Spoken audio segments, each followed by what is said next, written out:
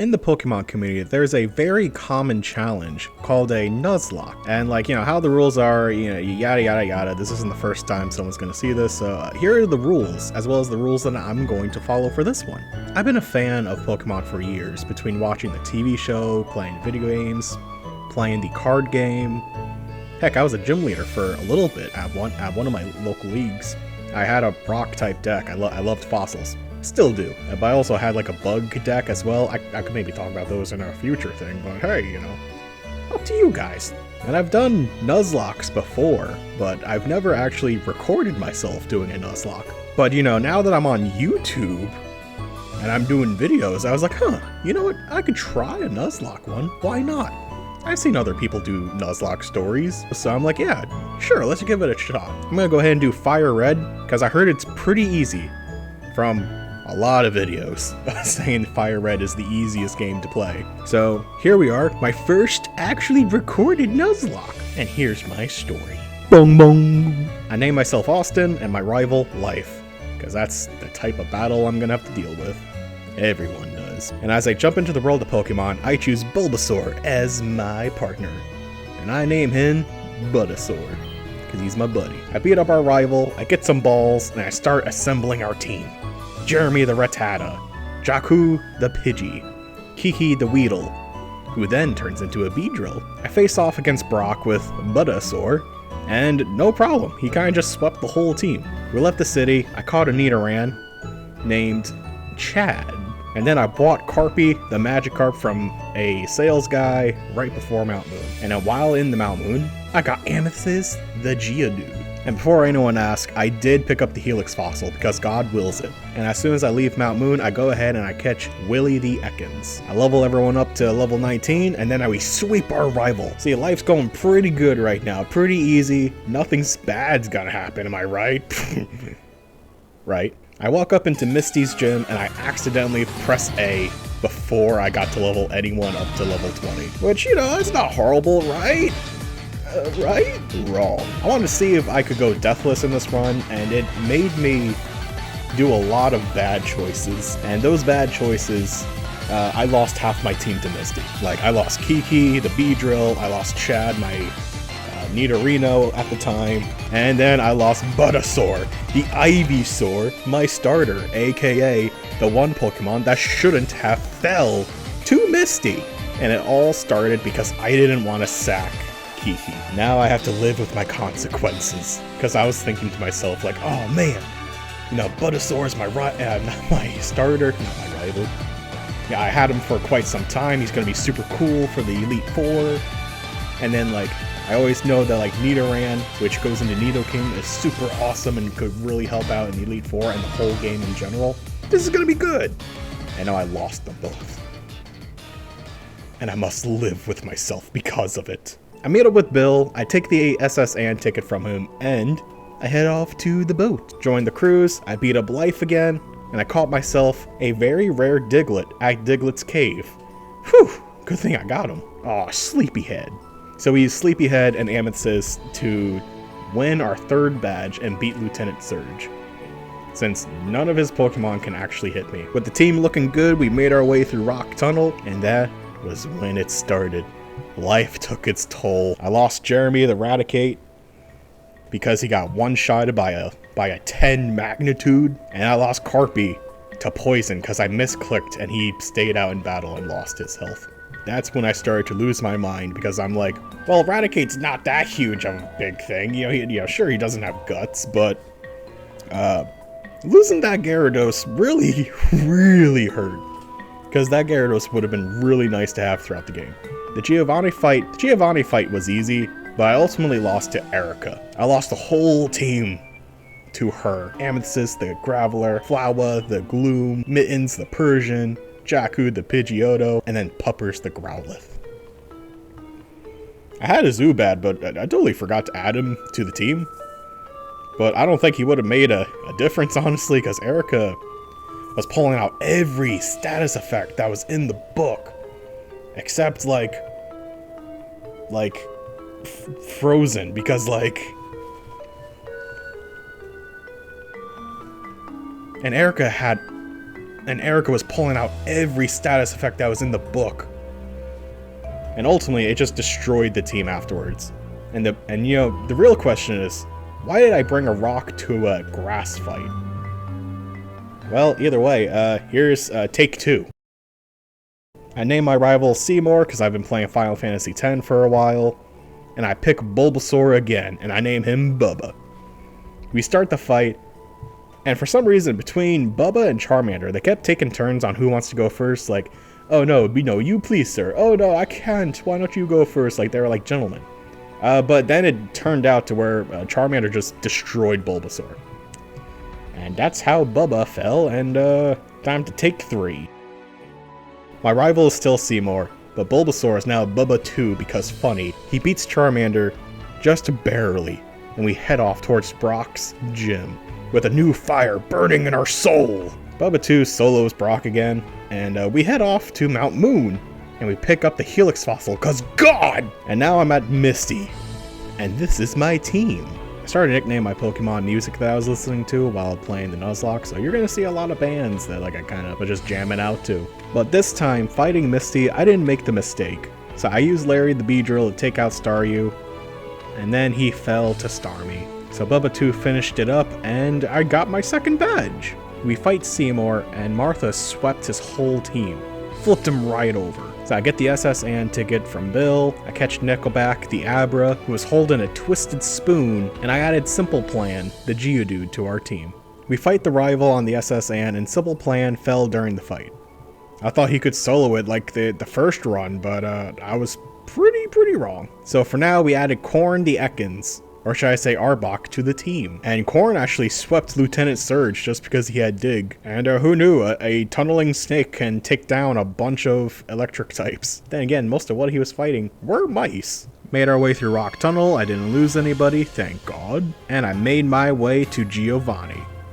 We beat him up with Korn and Tay Swift the Gyarados. And then I finally returned to Erica to get my sweet revenge with this new team that I built just to beat her. So the fight went well, but she kept paralyzing me.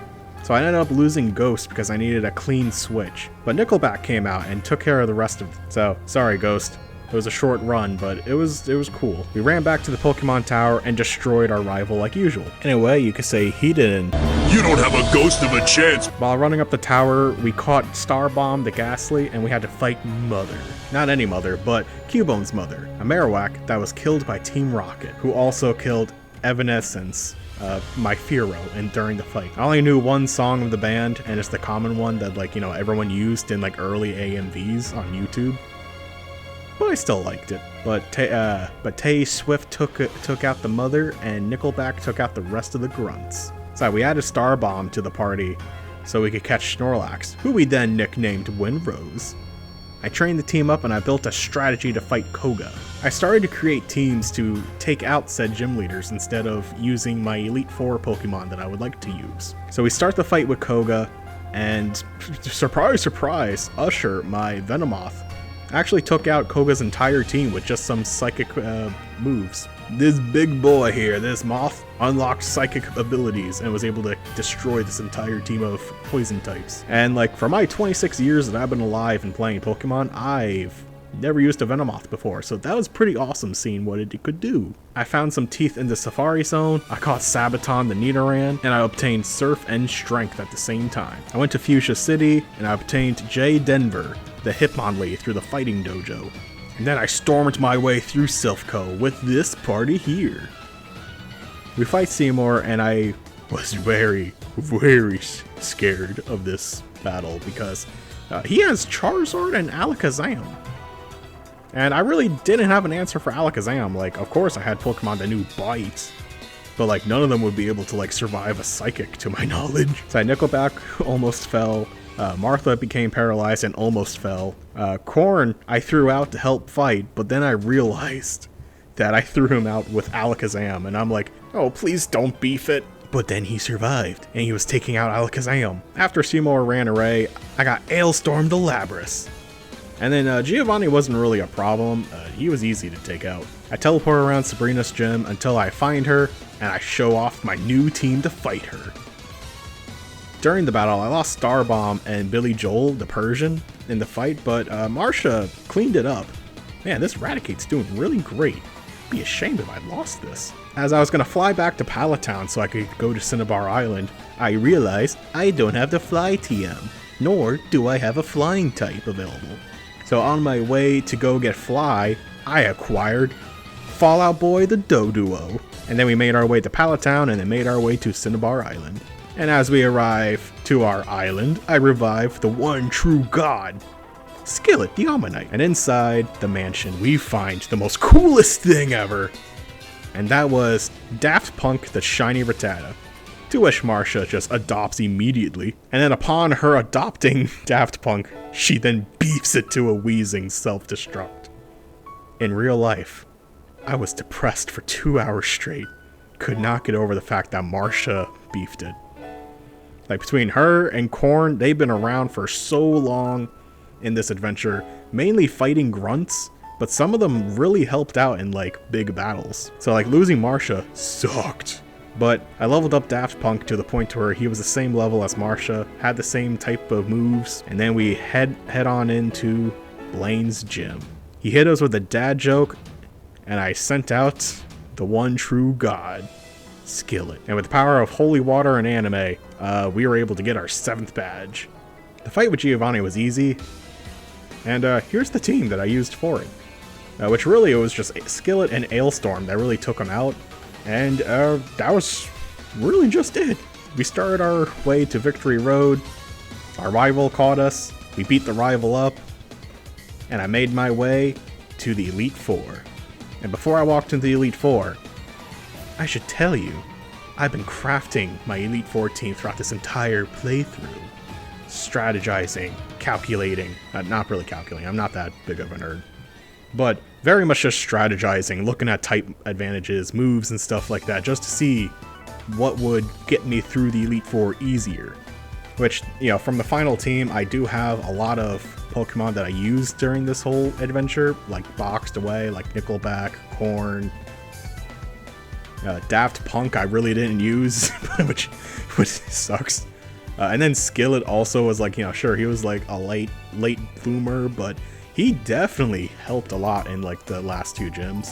But, you know, just mainly like Korn and Nickelback, I was like, oh, I had to leave them behind. But this is what our final team is right here. Lorelei wasn't too hard. Literally, Ramstein, the Magneton, took out her entire team, except Jinx. But even then, Jinx was pretty easy taken out anyway. Bruno came up. Bubba tried to set up to do like a cool sweep, but between him and Dragon Force, the Dragonite, they were able to take him out. Agatha was kind of annoying, but like between Sabaton, Windrose, and Ramstein, they were able to destroy her team. But the one that really sucked was Lance. I made Dragon Force the Dragonite just so that, you know, I could take out Lance easy with like Outrage, but Dragonite just fell during his Dragonite fight, and I was like, oh well, there goes that cool having a 6v6 against Seymour, but looks like now I got a 5v6 instead. And then here I am, facing the champion, staring him in the eyes. I go ahead and we send our first Pokemon each. He sends out Pidgeot, I send out Ramstein, and I start using him double team to get him to be really hard to hit. And then I found out Pidgeot has Whirlwind, and just switched to him with Sabaton. But I was like, Rock Tomb should take care of it, until he kept using Sand Attack and Feather Dance. So I recalled him back, sent out Ramstein, used a few double teams, able to one-shot Pidgeot, and then Charizard came out. And I looked at it, and I thought to myself, I feel lucky. Do you feel lucky, punk? And I Thunderbolted too. Gyarados came out, and I did the same thing for the 3rd time. Crazy! And then Rhydon came out, and I was like, ooh, that ruined my sweep. So I switched him out with Ailstorm, and Rhydon got washed up on shore. Exeggutor came out, and I was like, oh, maybe I could do Sabaton, do Flamethrower, take him out easy like that. Until Exeggutor put him to sleep, and like for 2 turns in a row, he was asleep, and he literally and figuratively was put to sleep. I sent out Ailstorm again. They were put to sleep. I sent out Windrose, and then he was able to slam Exeggutor down. And then Alakazam came out, and I was like, oh, Snorlax is like, you know, a special defense tank. He could tank a Psychic. Nearly beefs it, but he Shadow Balls Alakazam in the face and we win, becoming the new Kanto champion. I'm sure it might have taken me like 3 tries, but it was fun. It was different. And man, I made a whole lot of mistakes during this run.